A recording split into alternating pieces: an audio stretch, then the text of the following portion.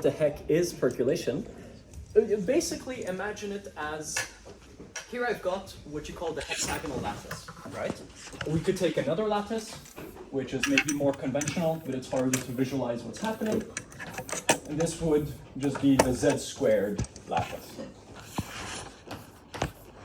right? I'm going to explain here what's happening, and then we can quick transfer to there to understand how exactly we motivate this whole thing. But you'll see it's very easy. Like the prerequisites in probabilistic knowledge that you need is very low. All you need to know is how to flip a coin. What you need to know is that I'm going to choose one of these faces on my hexagon. I'm going to say this here, right, is my tails.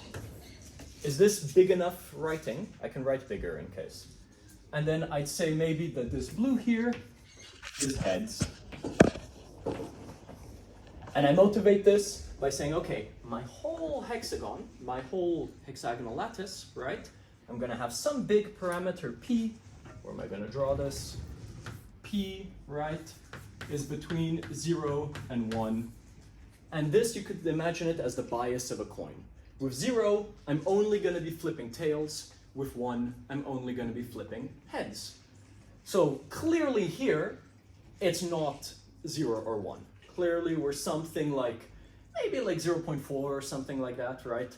Maybe there's a bit more of heads than tails. Oh, I mean, you know, whether you say heads is the one that you're flipping or tails is the one that you're flipping. So again, 1 is only heads or 0 is only tails. Maybe I'm going to confuse my own self and I'm going to switch around with it. In case all of a sudden you're totally lost with the convention I'm using, just, you know, tell me, wait a minute, this doesn't make sense at all. The central question we're going to ask, right, is, for example, you can see that the connective properties here, so all of this there, right, I'm just going to draw a bit, all of this red thing is somehow connected. And with p is equal to 1, you can kind of imagine everything is going to be red.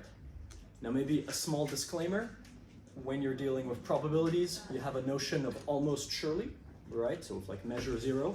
I'm not going to talk about that because I'm going to assume that not everyone's taken a measure theory course. And so we're just going almost surely in my mind right now means it's going to happen. And if it almost surely doesn't happen, it's just not going to happen, right? We'll just use that convention. Okay, the big question, oh wait, maybe let me just quick talk about how we could imagine it on the z squared lattice. Here, instead of faces, we'd imagine it edges. So maybe with probability p, I write it in red, and with probability 1 minus p, I go in blue. And I'm going to do this maybe with a computer, so everything gets filled up, so I don't have to manually write everything. What's the big question? The big question is, at p equals 0, everything is, choose your color, let's say blue. And at p is equal to 1, everything is red, right? So at some point, kind of, not so obviously, but let's just assume, at some point you are going to have to go from your whole space is blue to your whole space is red, right? And now the big question is, when does that happen? Imagine your ice and then your water, or vice versa, your water and then your ice. At some point there's a phase transition. Percolation is going to study that phase transition, right? Now I'm jumping over a lot of details. For example, I'm taking it as we all kind of understand that whether this is blue or red is totally independent of whether this one is blue or red. And so now if you do more percolation, you'll understand that, oh, in some cases that's not true, in some cases it is true. I hope this isn't too annoying. But yeah, so for us, we're really going to deal with the simplest process, with the simplest possible thing. Let's introduce a bit of math, just so that we can formalize what's happening. Maybe before I continue talking, in the abstract, right, in the little, like, you know, the hook into getting you guys here, I mentioned something about like labyrinths. So you can imagine that if everything is blue or red, you can just imagine blue is an open door and red is a closed door. And so you fill this up, bunch of open doors, bunch of closed doors. Now the idea is, if you start in some spot, can you get out? Well, if it's infinite, you can never get out, sure. But is there an exit? And so now, we're just going to define some things. and then I'll say, even though we have no idea what we're talking about, what it means for there to not be an exit, what it means for there to be an exit, and fundamentally, the big proof I'll be giving, I hope I have enough time, so maybe let me stop with the introduction. The big proof I'll be giving is that at a certain point, once everything is blue, right, there's only blue, which sounds really kind of like stupid, but all I'm saying is that even if the parameter with which there's a bit of red, right, so we're not at p equals 1, we're maybe at p equals 0.7, there's still going to be so much blue, right, that maybe if I have one big blue ball here, I am not going to find another big blue ball here. Yeah? Let me just introduce some math so that we all know what we're talking about, and then let's get straight into the proof. What do I want to introduce? I want to introduce this function here. You call this the percolation function, and this is going to give me the probability, right? The probability with p, so whether p is equal to 0 or 1 is going to change the way you do the probability. Whether 0 is connected, so 0, you just made totally arbitrary, right? Remember, it's an infinite lattice, so whether I choose my 0 here or whether I choose it here does not matter. I can just shift everything, or if you'd rather, I can just shift to 0. Whether my 0 here, let's say red is the connection, I draw a big ball around it, so maybe let's do it here, because the other one is already overdrawn. Whether I call this my point 0, is there going to be a connection, blue or red, you choose, that goes all the way outside? And as the ball grows bigger, you can imagine that if I say, here I denote, hopla, this partial just means the edge of the ball. So what does that mean? Again, this is the edge of my ball, and I'm asking, okay, for my ball of radius n, is 0 connected to the edge of the ball? And you can imagine this translates well, so now if I let n go to infinity, I can define without just, now whether this is well defined or not, we'll talk about, and secretly here is where your Field's medal is hiding. If n goes to infinity, theta p, how exactly is it behaving?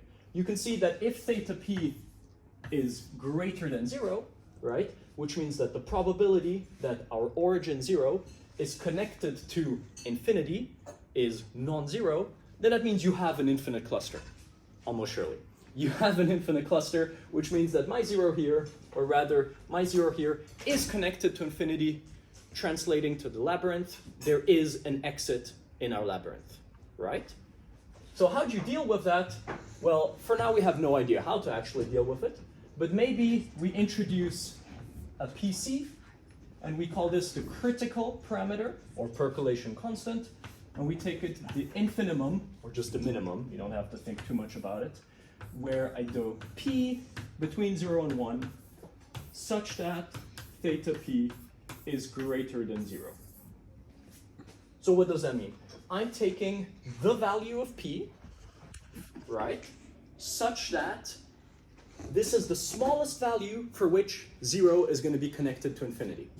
And remember, in our lattice, there's kind of an idea of translation invariance. I can move my 0 wherever I want, can move everything, So therefore, if 0 is connected to infinity, it's basically the same as saying there's an infinite cluster. Therefore, this definition, what it's really stating, is that it's the critical parameter, remember it's the critical bias of my coin, for which I am going to find an infinite cluster. It's the smallest one. Yeah? Can you define what an infinite cluster is? An infinite cluster is, okay, that's a good idea. An infinite cluster would be, again, 0 is connected to infinity, right?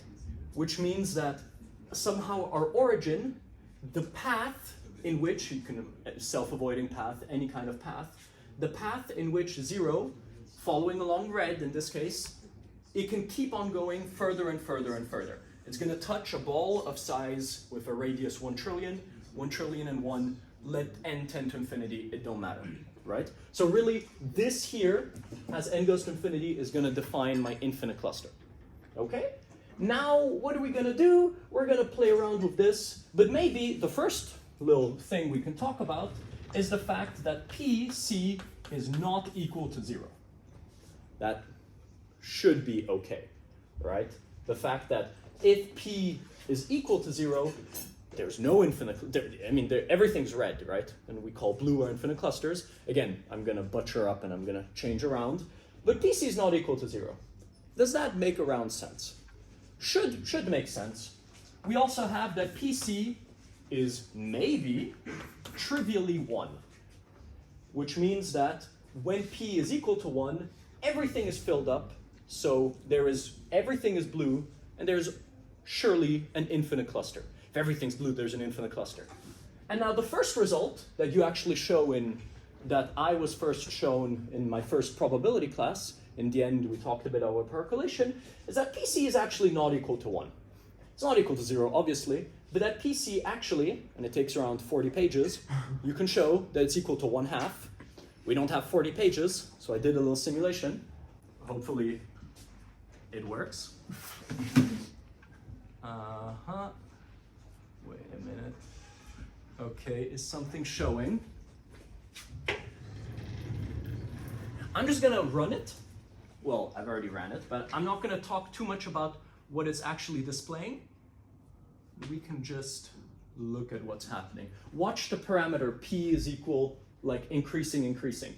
All the colors are different clusters, in this case finite. And all of a sudden something happened.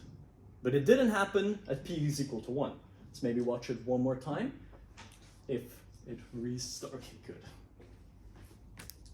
It happened that around P is equal to 0.6. Now, if it's not 1,000 by 1,000, but a billion by a billion, then maybe it would happen at 1/2. And it's actually a very, very nice theory. And, everything is a bit nice to show why it's 1/2.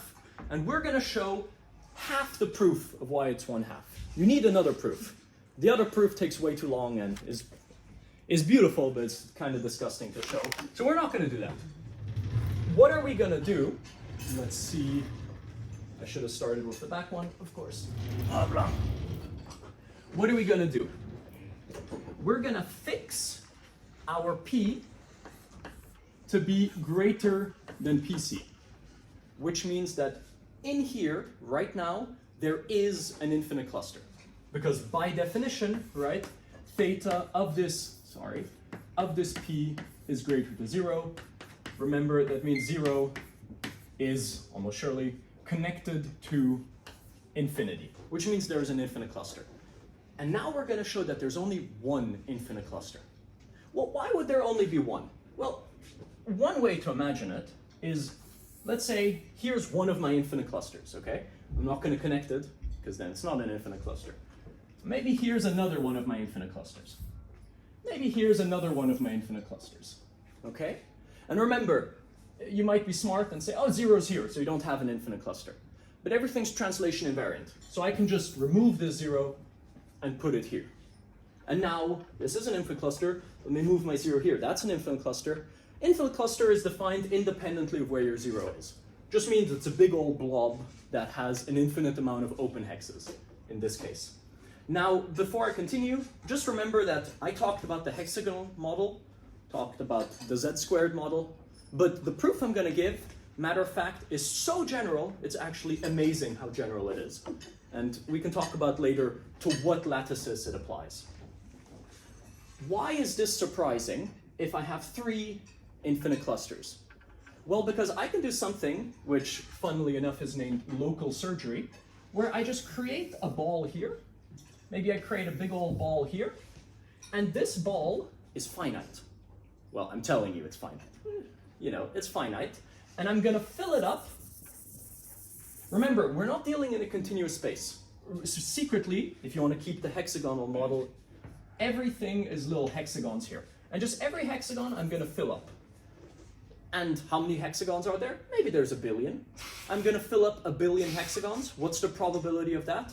Well, it's not 0. It's very small, but it's not 0. And so what do we have? We have a big old ball that connects these two. So before we had 2 infinite clusters, now we only have 1 here, and I'm going to do the same here. So now before we had 3 infinite clusters, now we just have 1 infinite cluster. Okay, that's kind of nice. That means that if I have 3 infinite clusters, I can touch a bit the thing, and all of a sudden I have 1 infinite cluster. And remember, the whole idea would be that the probability, what time? Ah, yeah, plenty of time. I hope that's not a bad thing for you guys. I've got plenty of time. Remember, the probability of there being an infinite cluster is greater than 0, right? And so I just touch this a bit. Everything's independent, you know, I'm just playing around with my things. All of a sudden, the probability of there being 1 infinite cluster is greater than 0. So you might start asking questions like, wait a minute. Okay, sure, everything's greater than 0, but is there any way to make it equal to 1?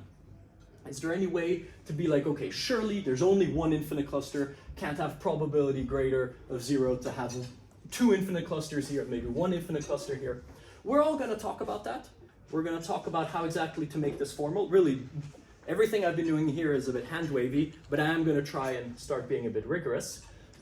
What's the one problem with this argument, with this heuristic argument, is that right now I just drew 3 infinite clusters, right? And I did local surgery here and here, right? But what if I have an infinite amount of infinite clusters? In that case, there's going to be a bit of a problem, you know, locally connecting all of these, because I'm going to have to connect an infinite amount of infinite clusters, and the argument is going to have a bit of a problem. Okay, so maybe from those ideas, let's start, and let's be a tiny bit more rigorous. And let's write some definitions, play around. Again, if all of a sudden I'm saying something about probabilities that isn't super obvious to someone who hasn't studied a lot, just raise your hand. Realistically, the proof has been altered a tiny bit so that you never talk about expectation, that there's really a very little amount of base knowledge you need. What are we going to do? First thing to maybe talk about is let's introduce this. EK is the probability, is the event that there are exactly K infinite clusters. Okay. Give or take makes sense. We introduce our first lemma. What does this lemma say? This lemma says that there exists a unique K such that the probability of EK is equal to 1. Okay. Now, later on, I'm going to say why this is kind of interesting. This just means that if you have with probability 1, 2 infinite clusters, then you can't have with probability 1, 3 infinite clusters. Okay, doesn't sound too interesting, but it's just kind of to set some formalism, right? Before I introduce this, maybe I want to do a little side note and talk about why, for me, the probability of an infinite cluster being greater than 0 is actually amazing, and it's not super sucky like you might imagine. You might be saying, okay, well, if the probability of having an infinite cluster is like 0.00001, why is that so interesting? I'm going to introduce, out of 2 lemmas today that we're not going to prove, here's one, sadly, that we're not going to prove, and it'd just be a bit weird to prove this. Maybe call it like sub-lemma. This is 1, so maybe call it 1.1. What does it say? It says that A is an event that is translation invariant, and I'll justify what that means. Translation invariant. Then the probability of A is either 0 or 1. Okay, now we're getting somewhere. Where does this come from? Maybe right before I answer that, realize that I wrote P here, and you're going to be like, wait a minute, P, what happened to PP? Well, we define PP as P just because I fixed P, right? So now the way that we're working with our probabilities, we could just call it big P. This here, for anyone who studied a bit of ergodic theory, just says that the product measure is ergodic. What the hell does that mean? Okay. I've thought a lot about how to justify this. an event being translation invariant means that my event A, such that there is an infinite cluster, is totally independent of where I choose the origin.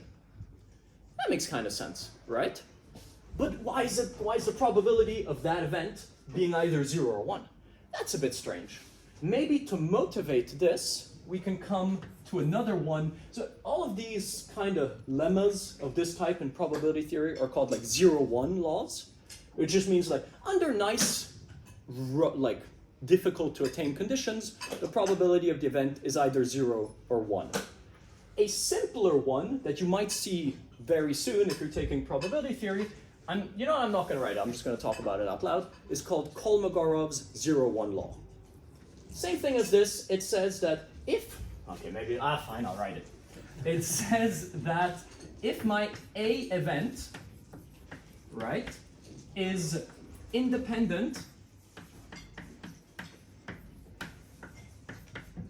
of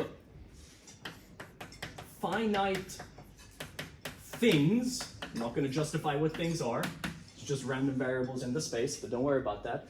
If my event A, so there's an infinite cluster, and all of a sudden I remove a billion of these. I just remove them from the equation. Maybe if they were all blue, my infinite cluster, all of these I'm going to make red now. Do I still have an infinite cluster?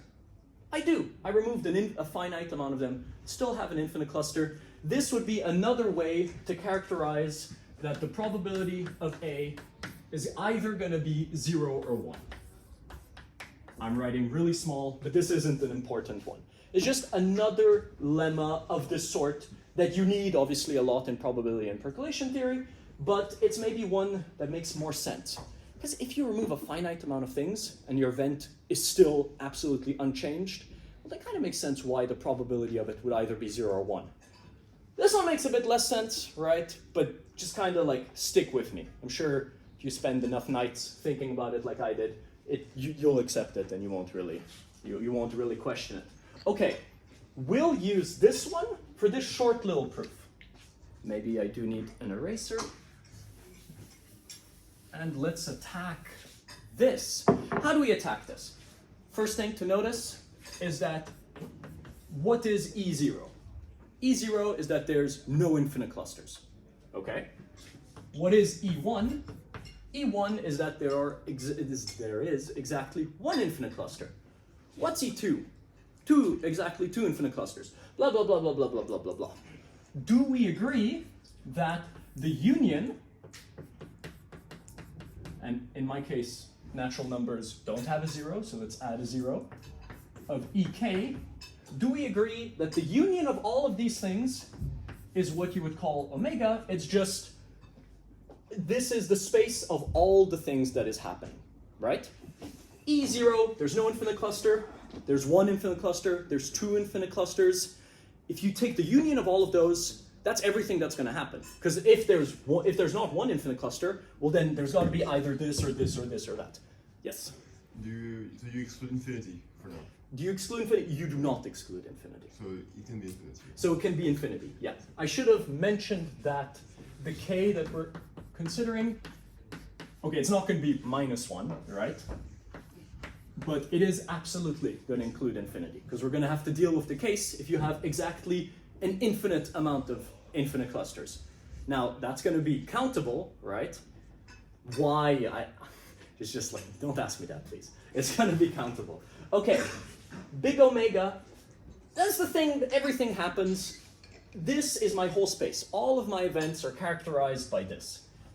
Now, if E0 happens, can E1 happen? Well, precisely because we said exactly, absolutely no. So E0, no infinite clusters. E1, one infinite cluster. They are what you call disjoint events. If this one happens, that one's not going to happen. If this one happens, that one's not going to happen. Therefore, maybe for people who like notation, we can write it like that. Yeah? I haven't said too many crazy things. And that's basically it for that proof. Because now we notice that the probability of omega, the probability of something happening, anything happening, something's going to happen, that's just 1. So maybe let me write it, 1 there, which means that the probability of this happening is just 1. Oh, I promise I'll write a bit cleaner once we get to the gritty details. Now here's the kicker. Because EK, exactly K infinite clusters happen, is a translation invariant event, right? The probability of E0 is going to be, if it happens, 1. Probability of E1 is 1. The probability of all of these are 1, but I just said that their union is equal to 1. What does that mean? That means that there exists one single one, because they're all independent, you'd sum them up, there exists a single one, a unique K, in here, such that the probability of EK is equal to 1. Okay? It's nothing too crazy. I know it sounds a bit ridiculous right now, but this is, it kind of helps. Just tells us that there is a unique K such that the probability of K infinite clusters is equal to 1. Okay? I'm going to erase this, and then I'm going to start with the details. And let's hope I can maybe not accelerate, I'll go slow, but maybe I won't explain too much about what's happening later on. We'll see, we'll see, we'll see.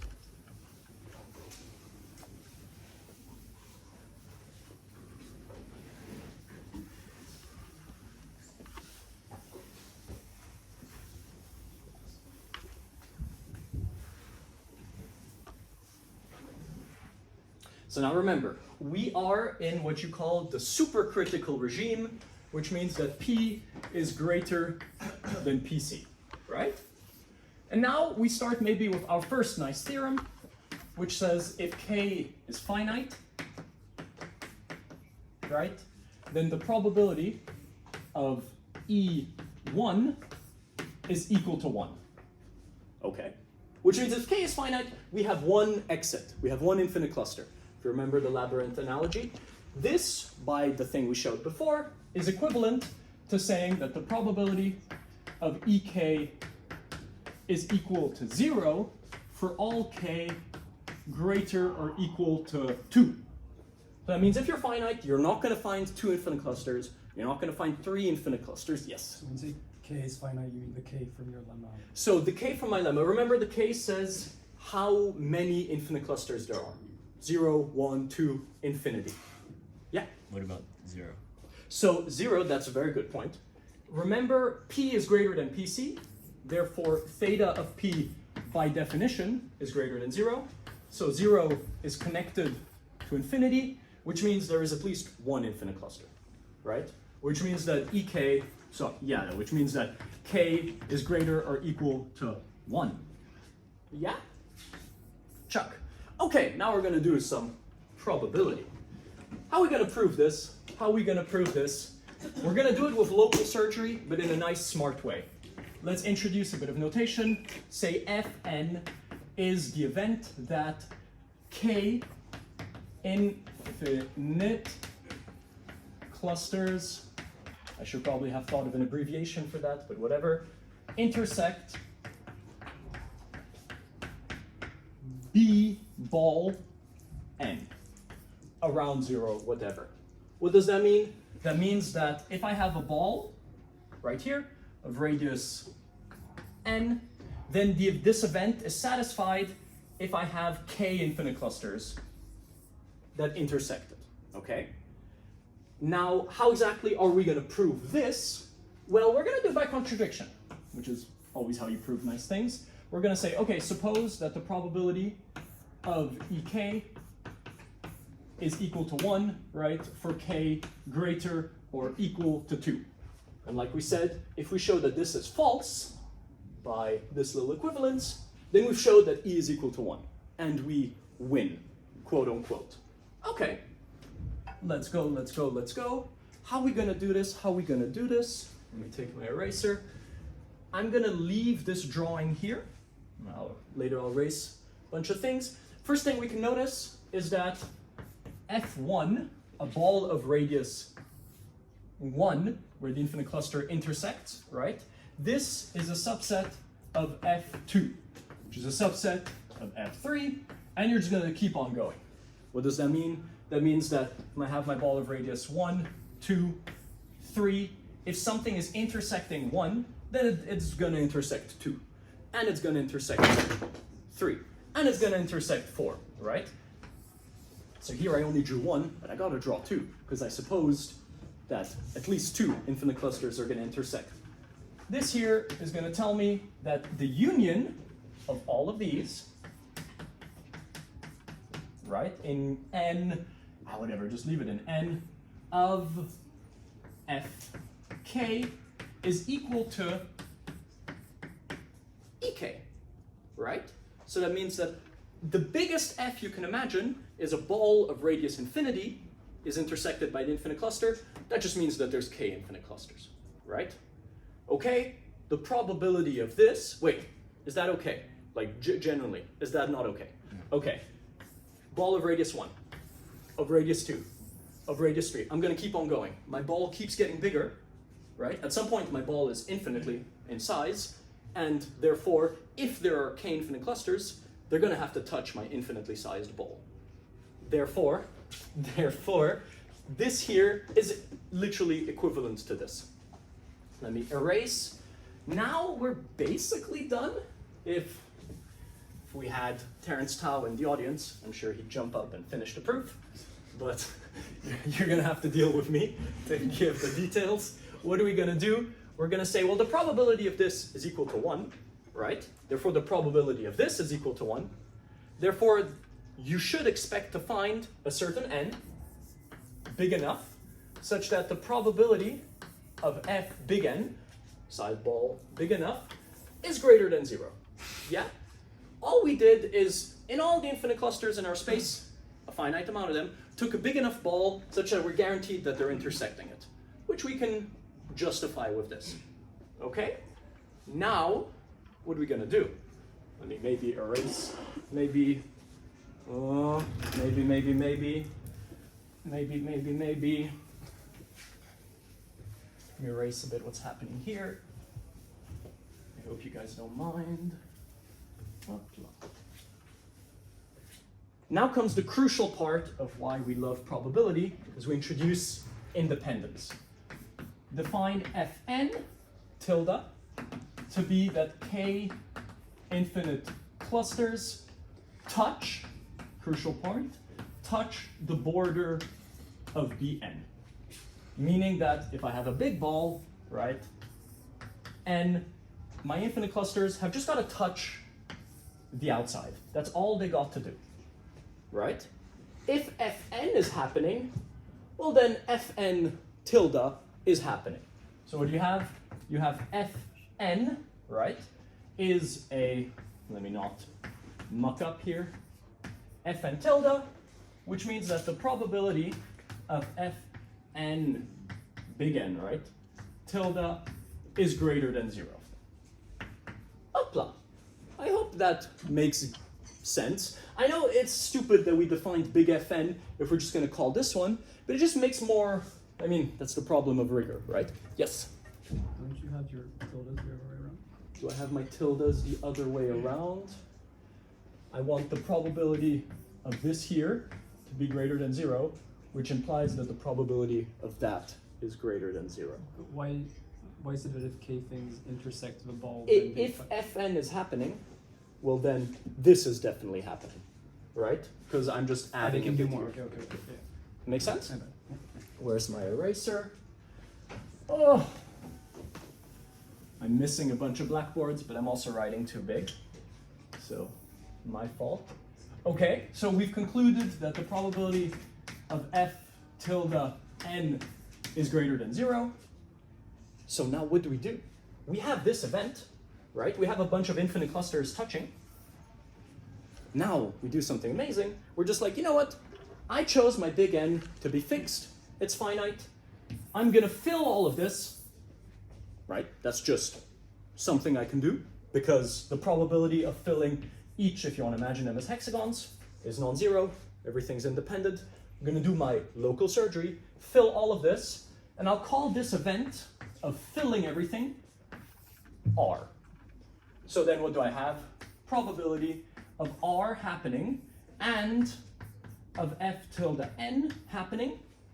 Well, f tilde n is happening outside, right? These infinite clusters need to touch the border. That is an outside event. R happening is an inside event. So what does that mean? That means that this is independent, and we're going to get the probability of R, split them up, probability of fn tilde, whoopla. This is greater than 0, that's greater than 0. Sorry. So we have that this is greater than 0, but if you realize, once everything is filled up, this is connected to this is connected to this, you just have one infinite cluster. Just in case you've got 10 minutes left. Yeah, yeah, I have the timer right here. Beautiful. So then that here, the event that there's one infinite cluster, right, is going to be right here. Let me draw it here. The probability that there's just one cluster. Wait, so if this is greater than 0, and we said this is a translation invariant event, so that means that if it's greater than 0, it's equal to 1, it means that this is equal to 1. But if that's equal to 1, then the way that we supposed that this is true, which remember is equivalent to saying that the probability of E1 is equal to 0, that's a contradiction. So then we win. And the finite case, we're done. Yeah? Okay. So that's the finite case done. That's the finite case done.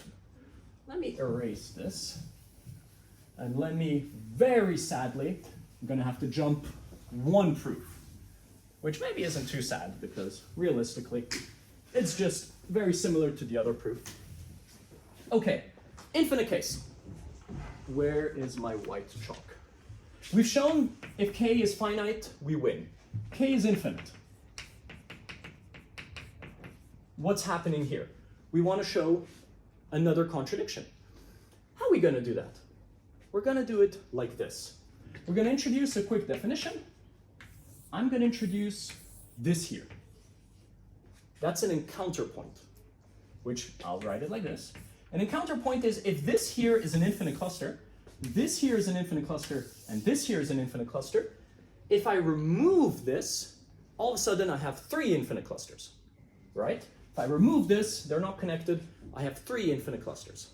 What I want to show is that the probability of E infinity, those infinite clusters, is equal to 1, implies that the probability of 0 being an encounter point is greater than 0.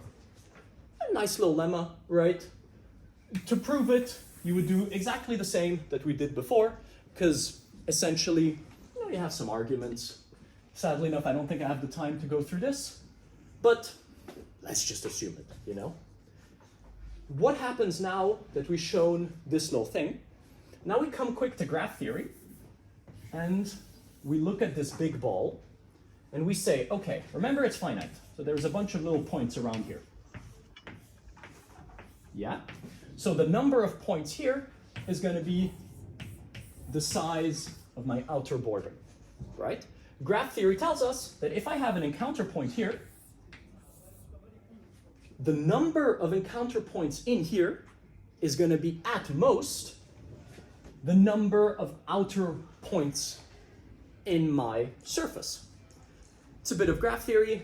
Problem with percolation is that you need too much from the left and from the right, which is nice if you're studying it, just maybe not so nice when giving a quick presentation to give a nice proof.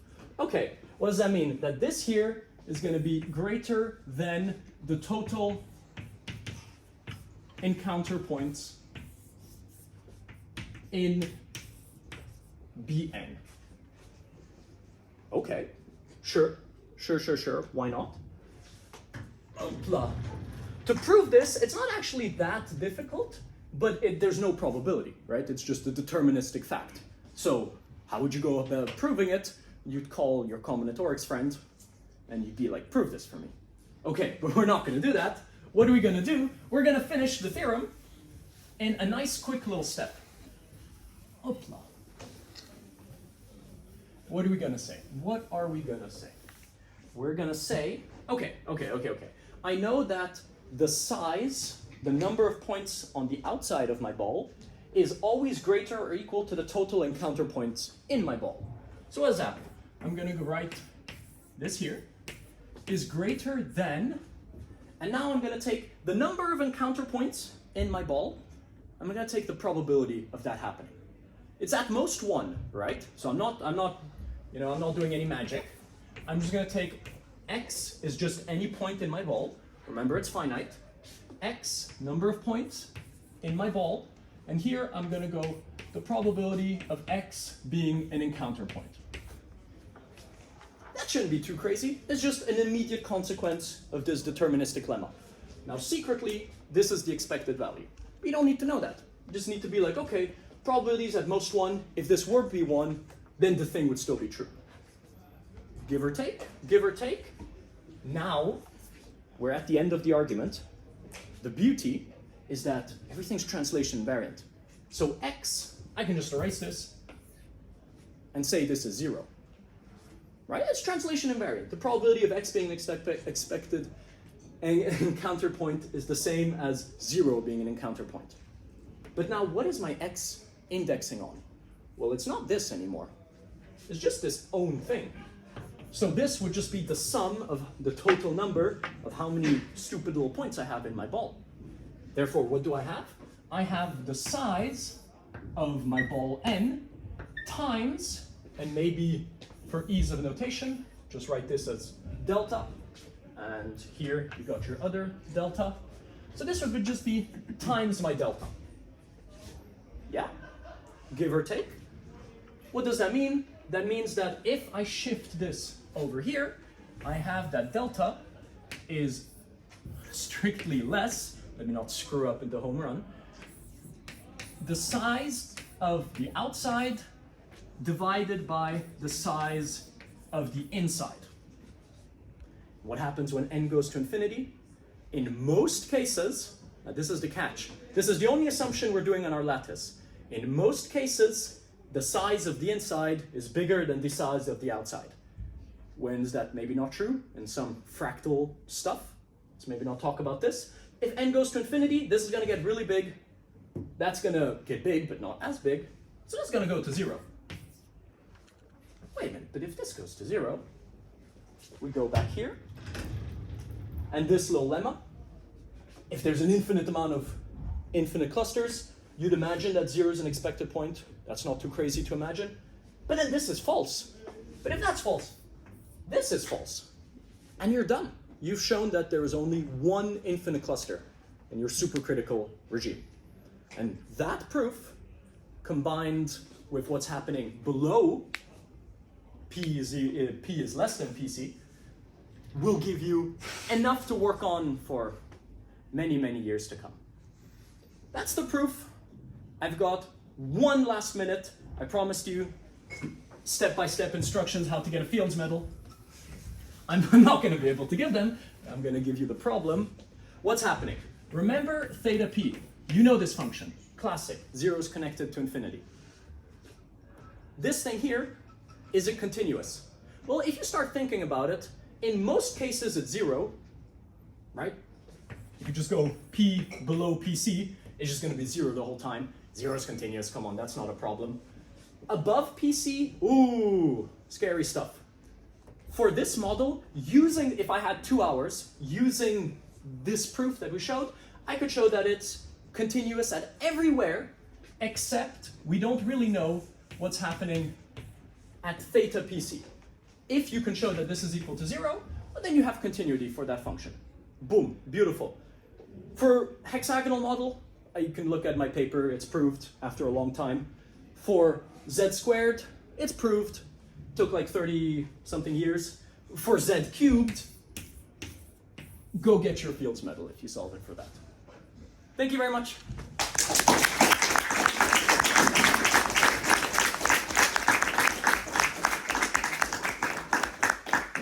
If you have any questions, if you want to figure out a bit the code or rest of stuff, just come up, yeah.